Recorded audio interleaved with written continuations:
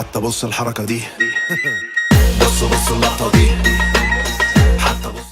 مع دخول الشتاء المبردات والكولرز عموما ما بتبقاش مطلب كبير قوي ولا عليها ضغط. اغلب الناس بيبقى اجهزتها متبرده كويس حتى لو الكولر بتاعها مش قد كده نظرا لحراره الجو بشكل عام. عشان كده ده الوقت المناسب عشان نعمل الفيديو ده. معانا النهارده كولر مائي 360 مللي من شركه ديب كول، يعتبر من احدث منتجاتها، موديل LT 720. خلينا نجربه في حلقتنا ونعرف فعلا هل يستحق ولا لا. لو قدرت افيدك باي معلومه ما تنساش تعمل لايك للحلقه وتشترك في القناه، ولو عايز شرح لاي معلومه تقنيه تقدر تدور عليها يا معلم جوجل، يعني بيجيب لك اي حاجه انت عايزها. هيا بنا في رحلة شبابية جديدة.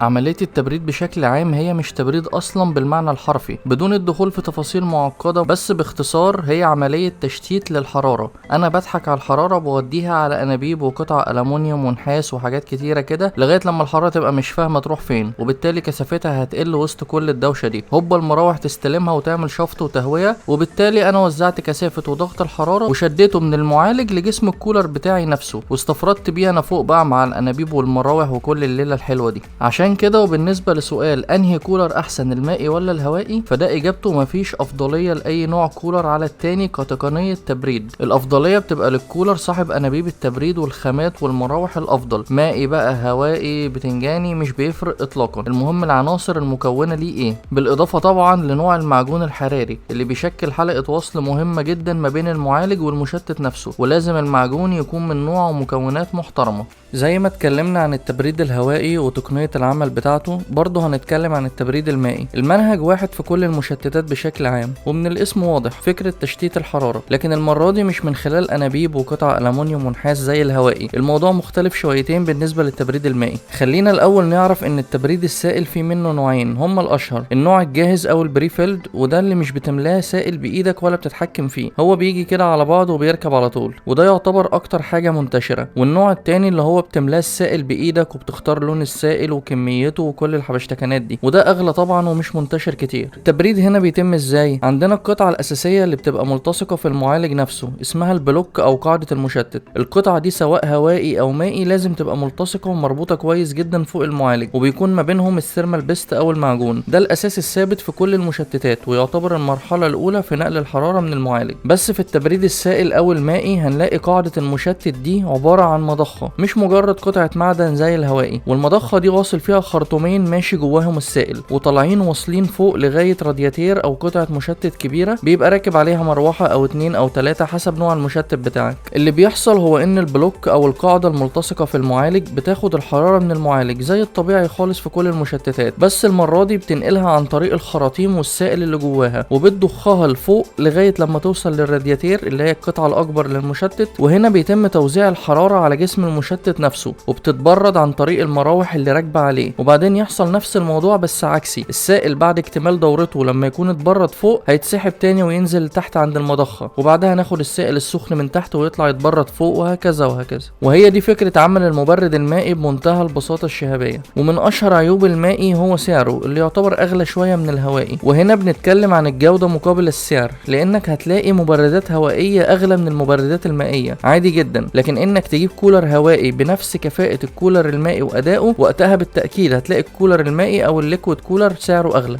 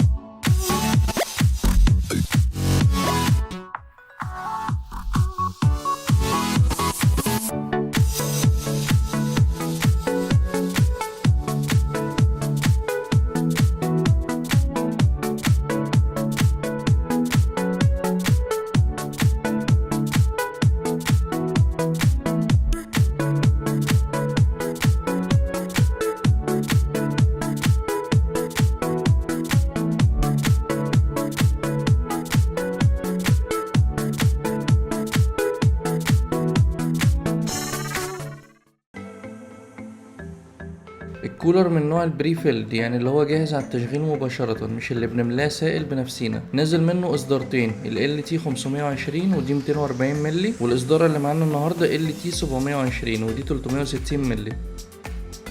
معانا دعم كامل لكل السوكتس الظاهرة على الشاشة. وعشان اقولك اكتر حاجات هتفيدك، شغال معاك في انتل من اول الجيل الثامن لغاية ال13 اللي لسه منزلش، وفي AMD شغال على كل رايزن AM4 وكمان لغاية AM5 اللي لسه بيبدأ ينزل في السوق. من الاخر صعب تلاقي سوكت الكولر ده ما بيدعموش، ودي نقطة تفوق كبيرة. الكولر بيتكون من 3 مراوح 120 مللي موديل FK 120. المروحة بتتكون من 9 شفرات وبتيجي بالكامل باللون الاسود. على الاجناب هنلاقي فايبريشن بادز لمنع الاهتزاز والضوضاء، معمولين بتصميم مميز مغطي الحواف بالكامل. المراوح صامتة بدون اي اضاءات، شغالة بنظام BWM، وسرعة الدوران بتوصل ل 1850 لفة في الدقيقة. معدل الضوضاء 28 dB، وده معقول جدا، مش هيخليك تسمع صوت مزعج خالص. المراوح التلاتة في أقصى سرعة بيعملوا تدفق عالي جدا للهواء، هتحسه لو حطيت إيدك على الرادياتير. وبشكل عام الصوت معقول سواء في الضغط الطبيعي أو أعلى ضغط. نيجي للمضخة. زي عادة ديب كول بتفتكس دايما في أشكال وأنواع المضخات وبتقدم حاجات جديدة.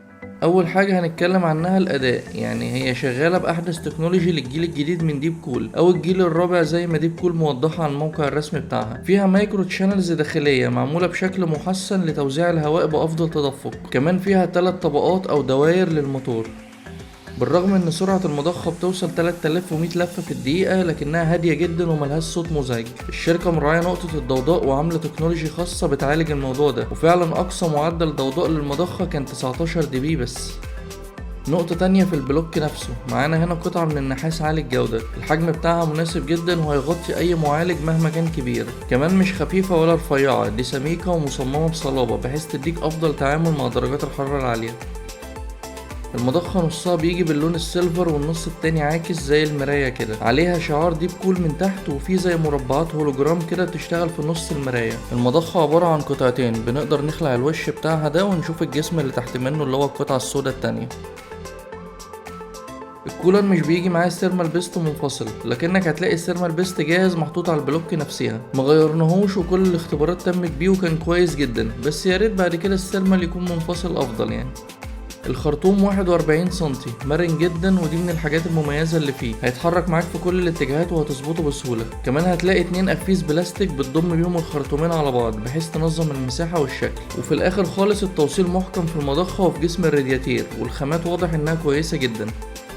الشركة كاتبالك على العلبة ان الكولر بشكل عام مصنع بتكنولوجيا مطورة لمنع اي تسرب، عشان تفادي حدوث اي مشكلة زي ما كنا بنشوف من كولرز كتير الفترة الاخيرة.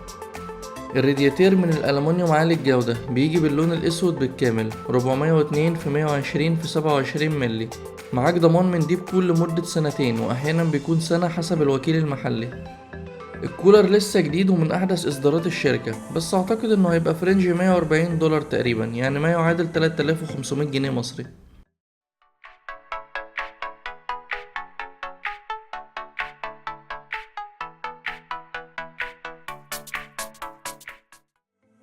جهاز التجربة بتاعتنا بالمواصفات الظاهرة على الشاشة، والتجربة بالكامل كانت في درجة حرارة الغرفة العادية. في وضع التربو بوست وتردد 4.6 جيجا هرتز، في أقصى ضغط وصلنا لحرارة 74 درجة، وفي وضع الخمول وصلنا ل 38 درجة. في وضع التردد الأساسي 3.2 جيجا هرتز وصلنا مع أقصى ضغط ل 50 درجة، وفي وضع الخمول أقصى حاجة كانت 30 درجة. دي صور لبعض الاختبارات من مواقع عالمية كتير، واضح فيها أداء الكولر المميز مع معالجات مختلفة. لو انت مستني الاي 7 13700K او الرايزن 7 7700X، فالكولر ده مميز قوي للفئة دي تحديدا. ولو حتى معاك حاليا 12700K، فالكولر كذلك هيسد معاك بدون اي مشاكل. اضاءة المضخة لذيذة وبسيطة، ومدعومة معاك على اكتر من سوفت وير لكل المذر بورد، تقدر تتحكم في الاضاءة بتاعتها. المتعلقات بسيطة جدا وهتغطي معاك كل حاجة، موجود لكل السوكتس البراكت بتاعتها وكل المسامير واي حاجة هتحتاجها. كمان معاك وصلة بتجمع لك المراوح كلها بدل ما تاخد اماكن على البوردة. وبما ان المراوح مش RGB، فالكولر مقصود بيه التصميم السيمبل والانسيابي، وموجه للناس اللي بتحب النوعيات الهادية دي. مفيش فروق جذرية قوي بين ده وبين ال LS 720 اللي جربناه من فترة، بس ماشي يعني التجديد مطلوب برضه. ال تي 720 يستحق يبقى في اختياراتك لو بتدور على AIO 360 اداؤه محترم وملوش صوت عالي، كمان يكون بيدعم اجيال كتير وهيوفر عليك التحديثات.